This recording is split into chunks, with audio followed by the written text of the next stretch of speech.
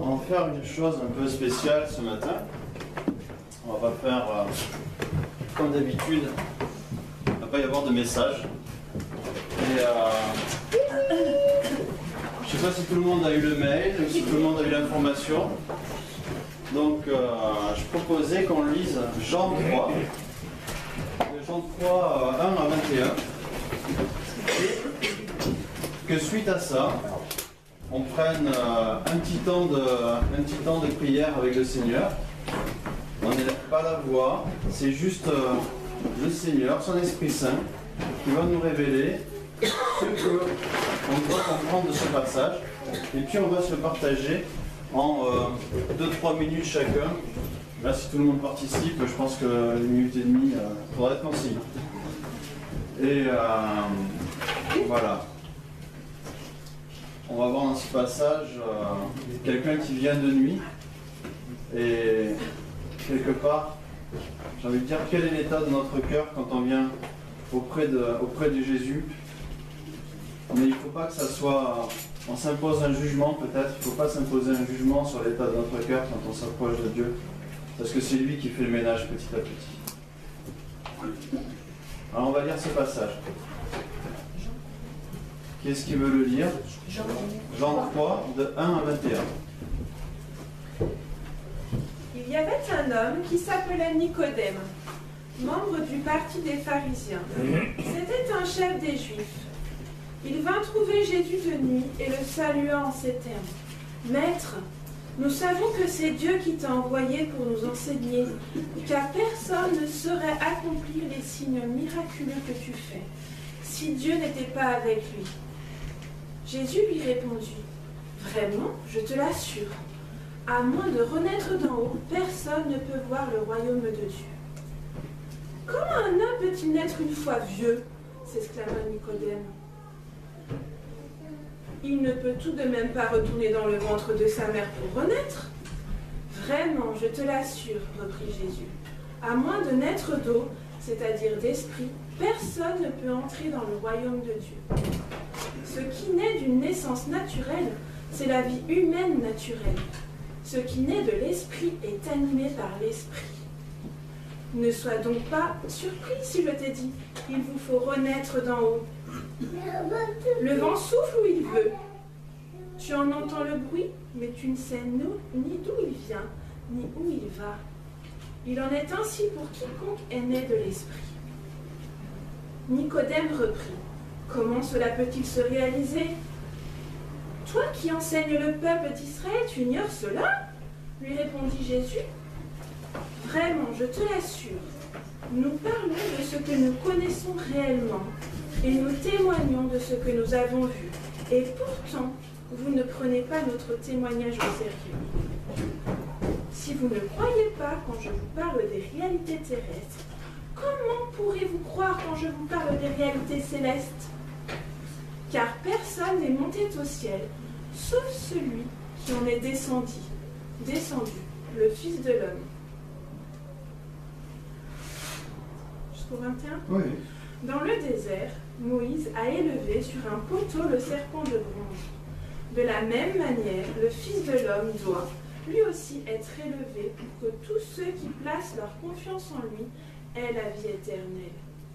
Oui, Dieu a tant aimé le monde qu'il a donné son Fils, son unique, pour que tous ceux qui placent leur confiance en lui échappent à la perdition et qu'ils aient la vie éternelle.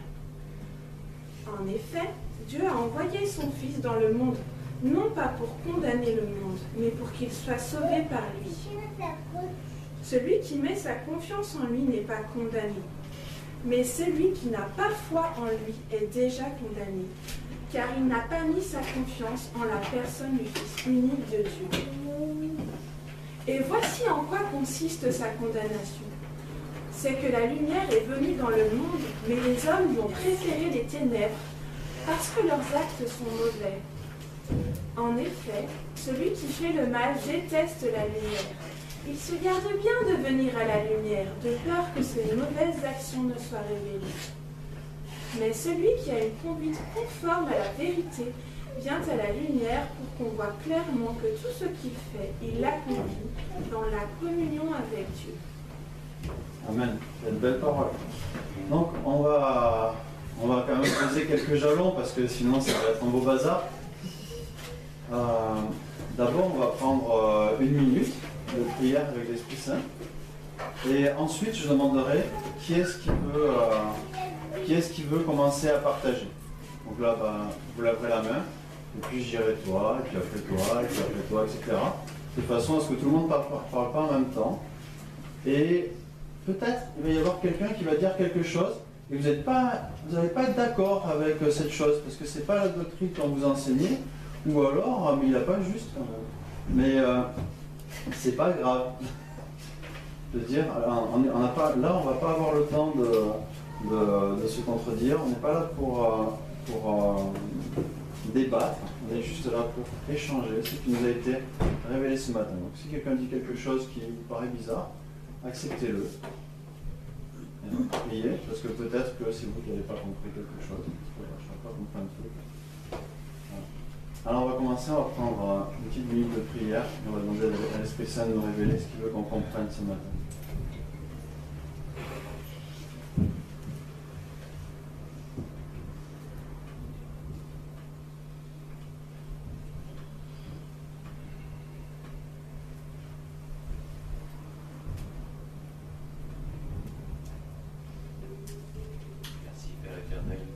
Par contre, on n'élève pas la voix, s'il vous plaît. On prie entre nous. C'est vraiment en soi-même. De façon à ce que le Seigneur puisse, lui, nous parler.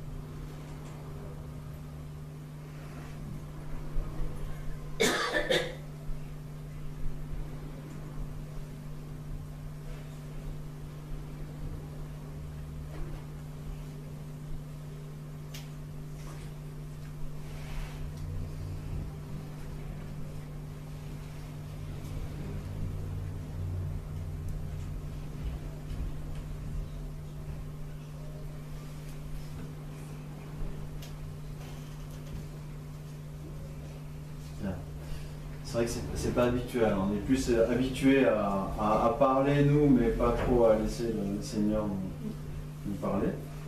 Et peut-être qu'il y en a certains qui ont l'impression de ne pas avoir reçu quelque chose, parce que c'est une habitude qu'on n'a pas trop de faire ça des fois. Et c'est le Seigneur nous parler, mais il faut savoir, comme le disait Jean-Marc à la réunion de jeunes, que Dieu il parle à travers des tas de choses. Il peut parler à travers une bouteille de Coca-Cola. Il peut parler à travers une image qu'on reçoit. Oui, il a osé. Et il peut parler, on peut clairement entendre sa voix, il peut clairement dire quelque chose. Mais parfois, ça va peut-être juste une image ou une pensée. Et il faut s'attacher. Qu'est-ce que tu veux nous montrer à ça? Alors, on va commencer à partager. Si vous avez reçu quelque chose, peut-être une pensée. Et vous dites, mais non, mais si en fait. Je vous assure que si. Qui est-ce qui veut commencer à partager? Vas-y, Jean-Guy.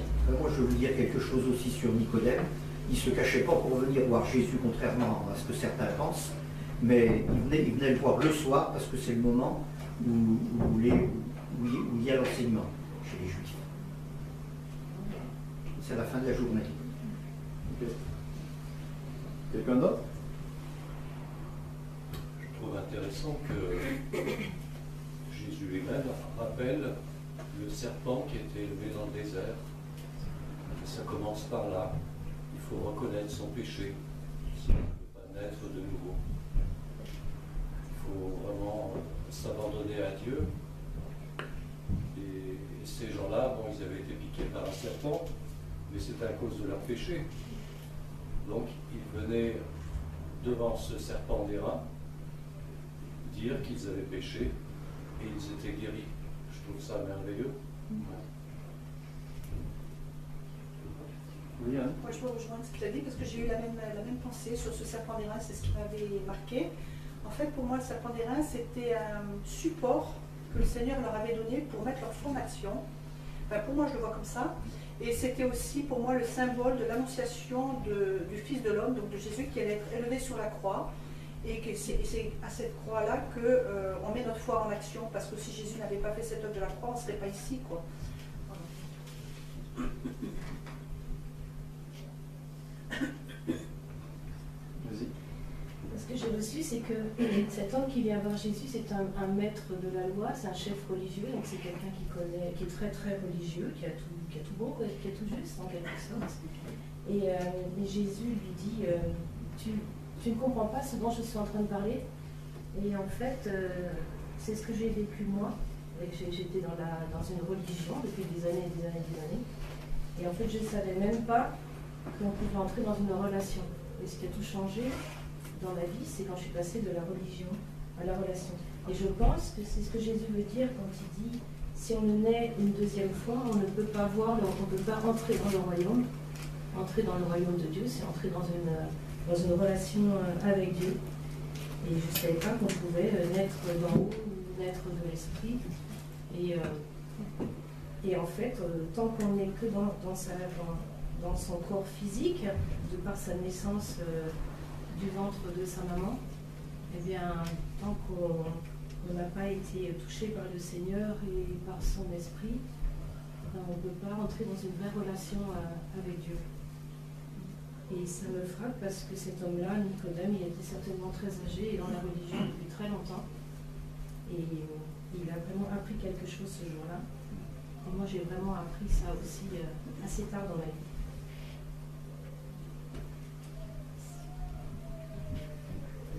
Merci Pascal. Oui.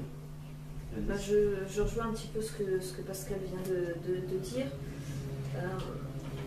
C'est que si on ne naît pas de l'esprit, on ne peut pas comprendre les choses de l'esprit. Et au verset 11, il dit nous parlons de ce que nous connaissons réellement et nous témoignons de ce que nous avons vu. Et ouais, comme disait Pascal, Nicodème, il avait une connaissance intellectuelle, humaine, mais il n'avait pas la connaissance spirituelle, la connaissance qui vient de Dieu, pour réellement comprendre les Écritures et comprendre le royaume de Dieu. Il faut qu'on arrive à avoir cette connaissance spirituelle plus que la connaissance humaine.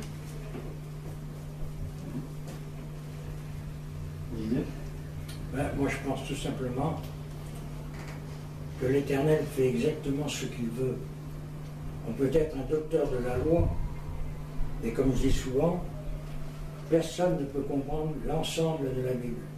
On ne comprend qu'une partie, que ce que le Saint-Esprit veut bien nous révéler. Et Nicodème, qui avait toute la loi, il la connaissait sur le bout des doigts, mais il était incapable de faire un rapprochement entre le fait de, comme tu as dit, de vivre et d'être né.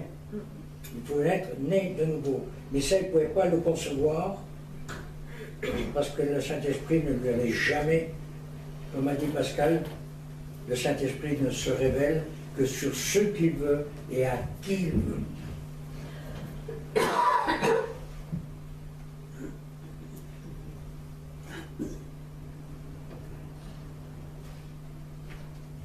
Quelqu'un d'autre? Je rejoins la parole de Jésus lui-même qui dénonce qu'on préfère les ténèbres à la lumière. Et c'est vraiment quand on fait le choix de venir à la lumière qu'il nous fait comprendre qu'il est lui-même la lumière. Mais c'est un choix quand même. C'est pas le choix du Saint-Esprit. Je ne contredis pas entièrement le frère, mais il y a une démarche personnelle déterminante. Oui. vais rebondir sur ça. Moi, ce qui m'étonne, même ce qui me choque un peu, Nicodème, il vient et il dit quand on voit tous les miracles que tu fais, on sait que Dieu est avec toi. Pourtant, juste avant, c'est marqué parmi les pharisiens, il y a un homme qui est venu, donc parmi les religieux, il n'y a qu'un homme qui se pointe, qui va voir Jésus pour lui dire c'est incroyable tous les miracles que tu fais, vraiment, Dieu est avec toi. Donc c'est vraiment lui qui a fait son choix quand même. Et moi, ça me fait bizarre. Tu vois, il y a Jésus qui se promène, qui fait tous ces miracles. Et parmi tous les religieux, ben, il n'y en a qu'un qui se dit mince, ouais, Dieu est avec lui.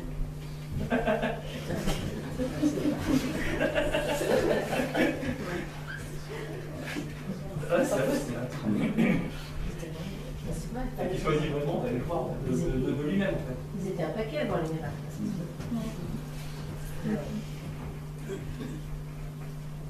Bah, pour dire Jésus est tout le temps présent, il est tout le temps là, en train de faire le miracle.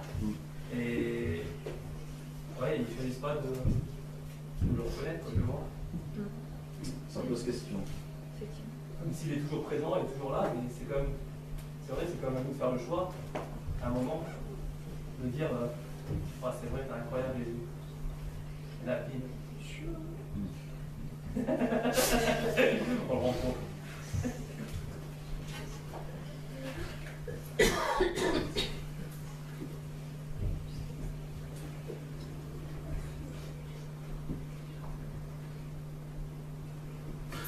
Oui, vas-y. Moi, je voulais dire que c'était une confirmation des prophéties de Ézéchiel 36 et 37. J'ai bien dit Ézéchiel, on n'aime pas beaucoup. Et en particulier, verset 24. En effet, après vous avoir retiré du milieu des peuples et des pays où vous étiez trouvés, je vous rassemblerai, je vous ramènerai dans votre patrie. Je verserai sur vous l'eau pure qui vous purifiera. Oui, je vous purifierai de toutes vos souillures et de toute votre idolâtrie. Je vous donnerai un cœur nouveau. Je mettrai en vous un esprit nouveau. J'enlèverai votre cœur insensible comme une pierre et je le remplacerai par un cœur réceptif. Moi, j'aime bien ça. C'est exactement ça. Merci Pascal, tu voulais dire quelque chose? Oui, moi, ce qui me frappe toujours avec Jésus, c'est qu'il dit des trucs, mais déments par moment. Des trucs qu'on ne peut pas dire à quelqu'un, il faut que tu naisses une deuxième fois. C'est un truc de fou. Oui, toi. Et il disait, celui qui mange ma chair et boit mon sang. Il y en a qui sont partis d'ailleurs. Hein, voilà. Et là, il a ce vieux bonhomme devant lui, et puis il dit, il faut que tu naisses une deuxième fois. Et en fait, ça me fait penser à certaines personnes, quand elles lisent la Bible, qui arrivent à certains passages, puis disent non, attends, ça c'est trop, quoi. Et le Seigneur, il est comme ça, quelquefois, il va nous percuter avec, voilà. Et sauf que l'Esprit Saint, après, il va nous expliquer, et puis surtout nous faire vivre ce que Jésus voulait dire. Et là, ça fait partie des phrases percutantes pour moi de Jésus. Alors, il y a ceux qui partent, qui disent il est fou, et puis ceux qui restent. Et Nicodème, il est resté. Il a écouté ce que Jésus disait.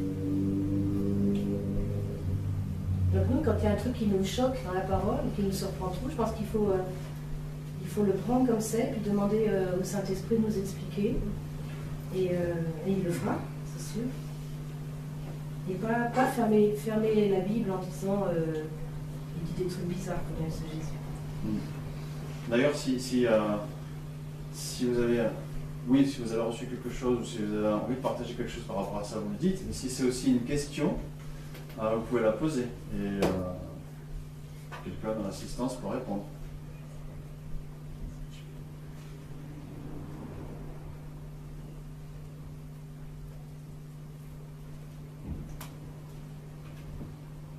Plus personne?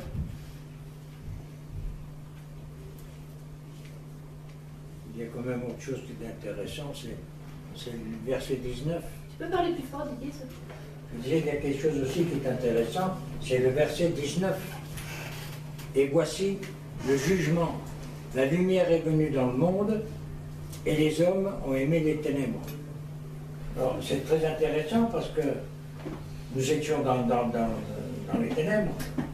Quelqu'un nous a tiré des ténèbres, nous a dit tiens, viens voir un peu ce qui se passe. Et Nicodème, il était un peu comme ça aussi. Il savait pourtant. Mais il disait après tout, qu'est-ce que je fais? Puisque lui fait des miracles, il doit bien venir de quelque part. Alors, il y va. Et on a plus loin dans la Bible un homme qui a dit je ne pourrais pas acheter votre, on dirait aujourd'hui vos combines, hein, pour arriver à saupoudrer les gens. On dit non, il n'y a rien à acheter. On n'a rien à acheter. On dit toujours aujourd'hui que l'on n'a rien à faire parce qu'on est sous la grâce. Je dis non, on a quelque chose à faire. C'est à se plonger dans la Bible, à y réfléchir et surtout à demander des explications qu'on ne peut pas trouver par nous-mêmes, comme Nicodème a fait.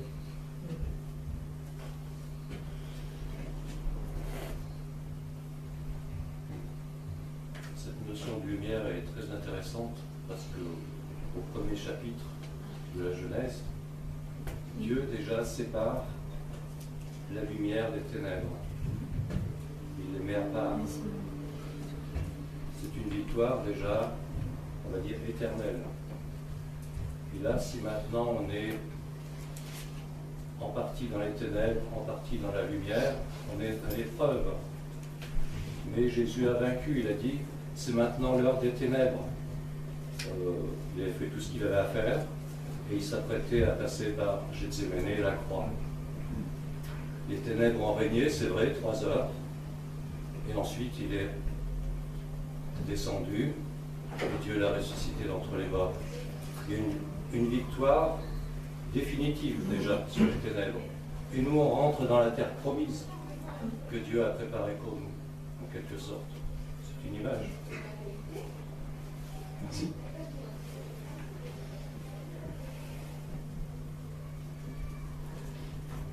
Tout à l'heure, quand on a lu, j'ai pensé à la phrase de Jésus qui dit « Vous êtes la lumière du monde ».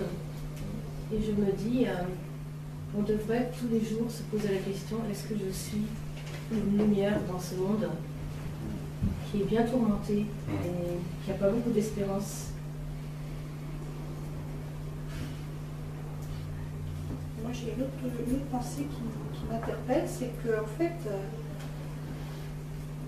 il est dit que la lumière est venue dans les ténèbres et que les ténèbres l'ont rejetée parce que, quelque part, ils avaient peur qu'on voit leurs mauvaises actions. Et plus loin, il est dit, mais il n'est pas venu pour juger, mais pour pardonner, quoi. Et ça, ils n'ont pas capté. C'est une grâce de Dieu, quoi.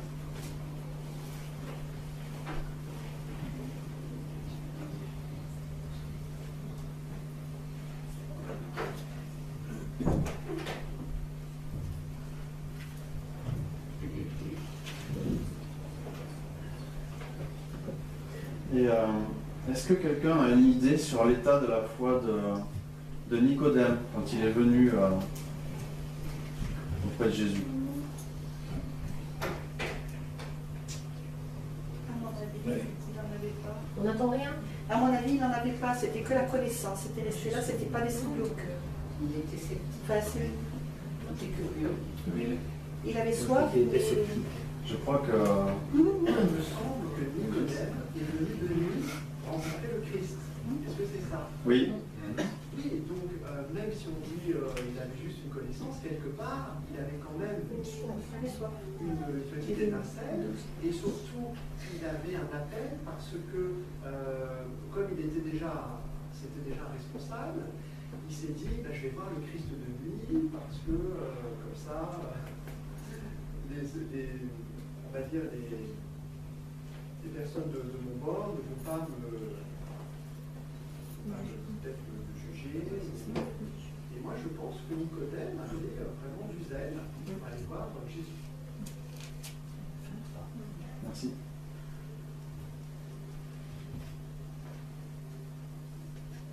Vas-y. Je rejoins Régis. Je pense vraiment que Nicodème avait au moins une dose de foi en Dieu suffisante pour s'approcher de Jésus, parce que comme Jean-Marc l'a dit tout à l'heure, c'est bien, il dit bien à Jésus, nous savons que c'est Dieu qui t'a envoyé.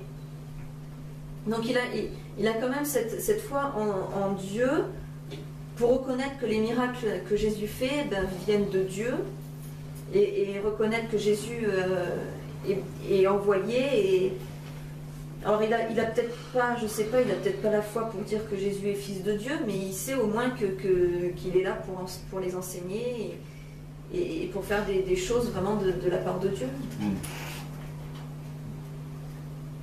Puis on sait ce qu'il va faire à la fin, parce qu'on connaît la fin de l'histoire. Donc on sait qu'il va jusqu'au bout. Je pense qu'il le voyait comme Élie, il le voyait comme un prophète. Il ne le voyait pas comme son Messie, c'est sûr, mais il le voyait comme un envoyé de Dieu, oui, comme dit Gladys. Il avait déjà cette foi-là. Et il voulait en savoir plus parce que c'est différent d'avoir entendu parler d'Élie ou d'Élisée et puis d'avoir Jésus devant soi et d'être témoin des miracles qu'il fait, ça interpelle quand même quelque part.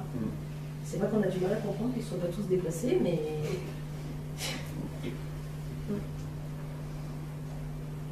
Dérangé. Si Jean-Marc avait été là, il aurait dit « Bah alors les gars !»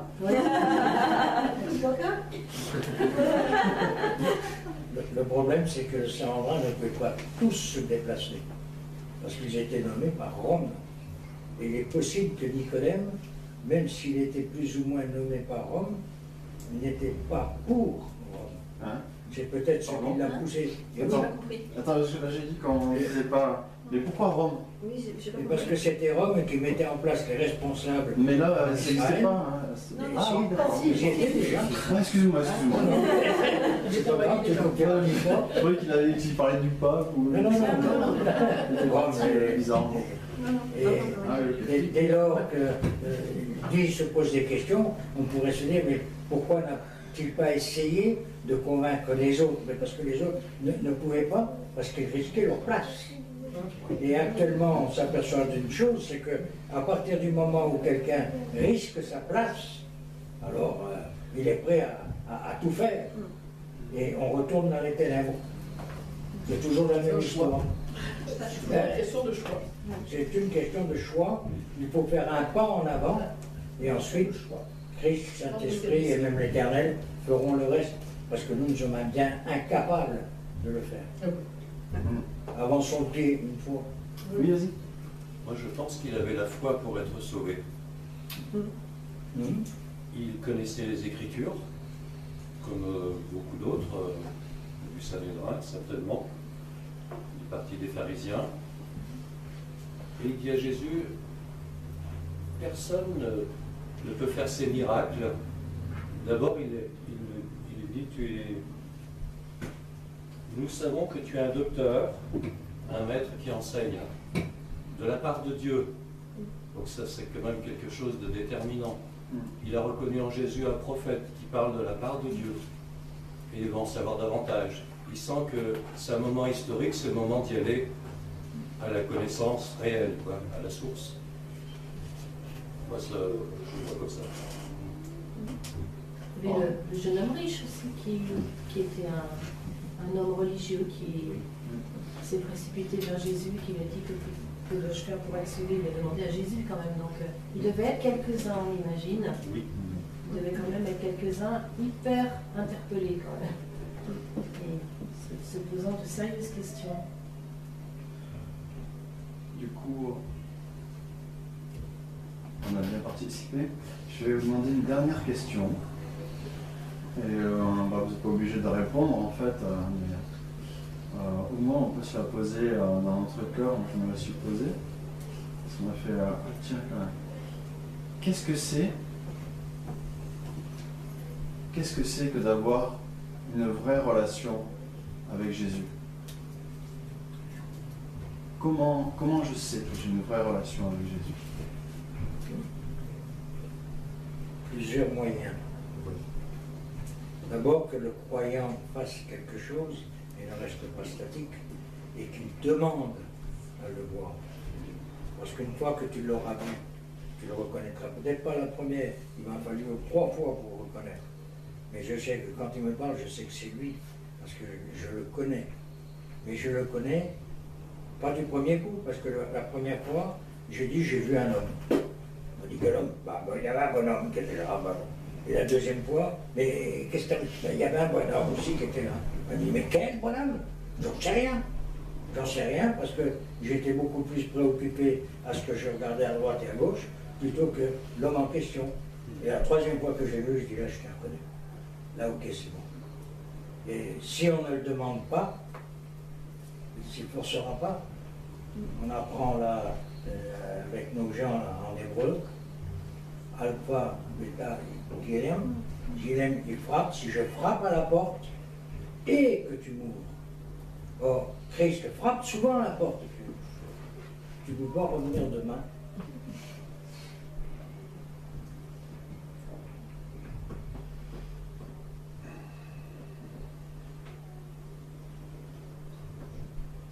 C'est comme ça?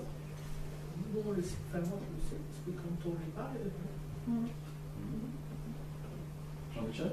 Là, je dis qu'il y a une démarche à faire. Et puis, cette démarche-là, on la trouve dans la lettre de Jacques. Approchez-vous de Dieu, il s'approchera de vous. Et puis, on trouve aussi autre chose dans l'Apocalypse. Et bien, c'est de l'inviter. Voilà. C'est pas lui dire de passer de main, mais c'est vraiment de l'inviter et de s'approcher de lui. Le prophète Jérémie nous dit, si vous me cherchez de tout votre cœur, je me laisserai trouver par vous. Il faut effectivement être en recherche, vraiment désirer. Et là, je crois qu'il va répondre. Il répond, il se manifeste, il se fait connaître. Et comme quelquefois les gens disent, mais comment tu sais? Et c'est terrible parce qu'on ne peut pas expliquer. On sait, c'est tout. Parce que là, il y a la vie d'avant et la vie d'après. Voilà. Et il y a une chose qu'on peut dire, c'est que la vie d'avant, on y retournerait pour rien au monde. Et j'avais entendu l'image une fois qui m'avait beaucoup parlé de gens, on imagine des gens qui avaient une vieille télé en noir et blanc, qui ne marchait pas très bien, très contents de leur télévision. Et puis un jour, on leur propose de mettre une antenne. Et ils découvrent ce qu'est la télé avec une bonne image et la couleur et tout ça. Et on leur demande s'ils voudraient revenir à l'ancienne télé. Et il est bien évident qu'ils disent, ben non, certainement pas. Et la relation à Jésus, c'est un peu comme cette antenne qui nous remet dans une relation avec Dieu. Et la vie d'avant, on voudrait y revenir pour rien au monde. Alors de là à expliquer, c'est comme ça, c'est quelque chose qui nous est arrivé. Mais je pense parce qu'on le cherchait. Il y a toujours une recherche au départ. Jésus dit, si vous me cherchez de tout votre cœur.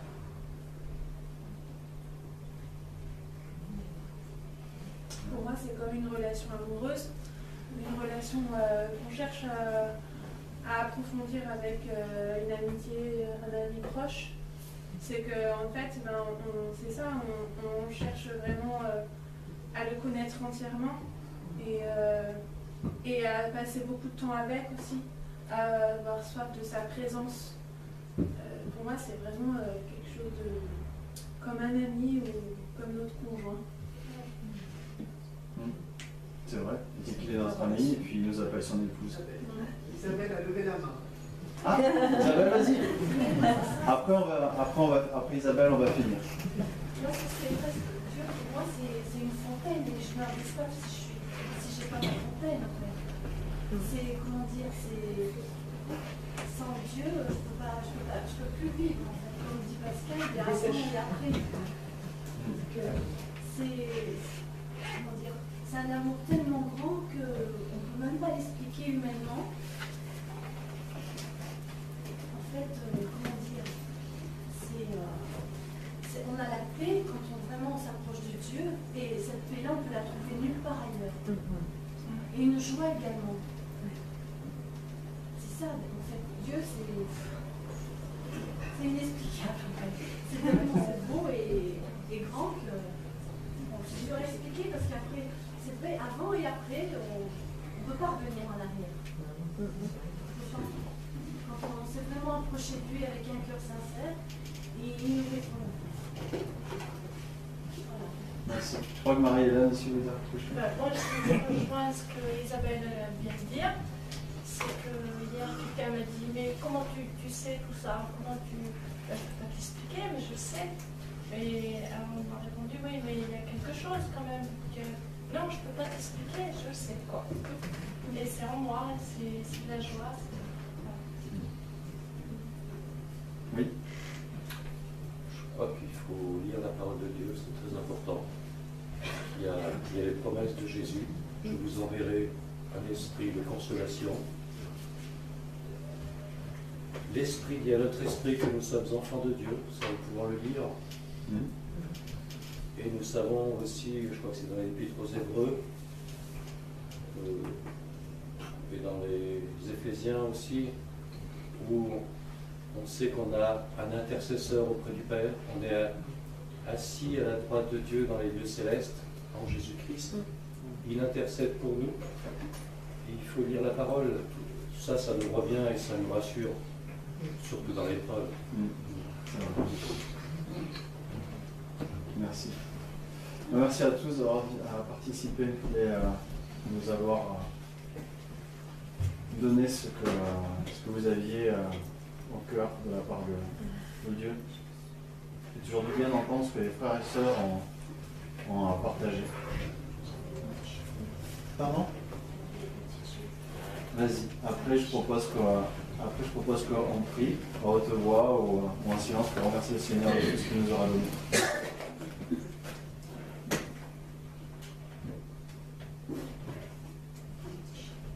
Vas-y.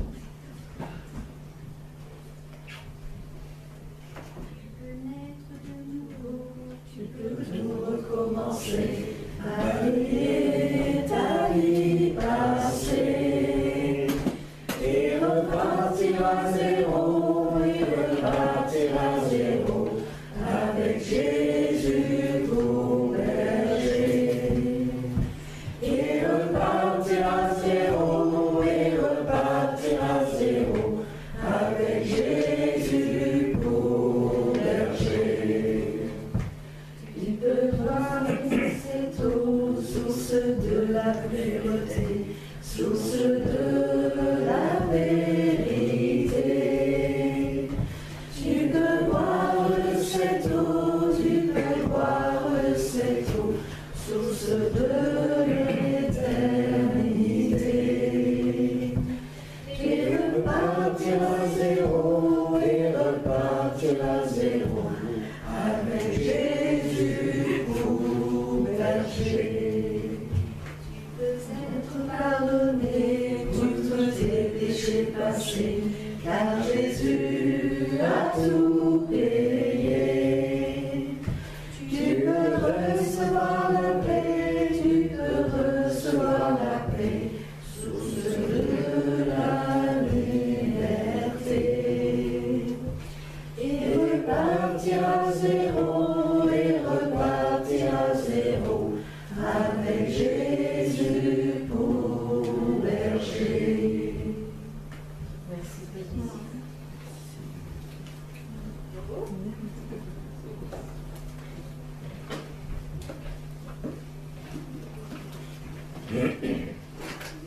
Seigneur, merci pour tout ce que tu as déversé dans nos cœurs ce matin, pour tous ces trésors que tu nous as donnés aux uns et aux autres. Sois glorifié, Seigneur Jésus.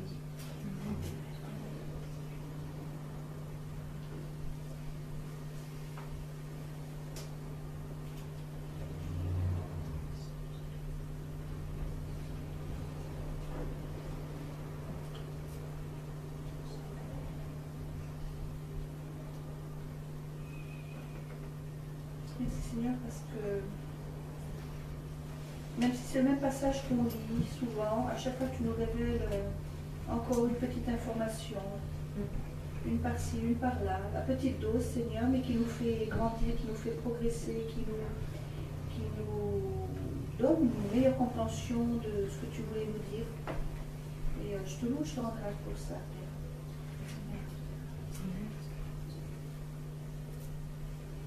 Merci pour ce que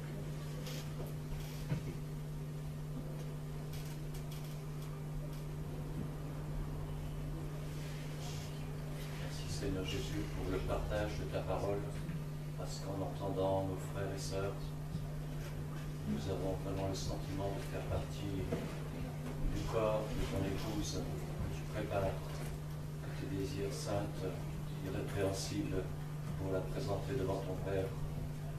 Merci Seigneur Jésus.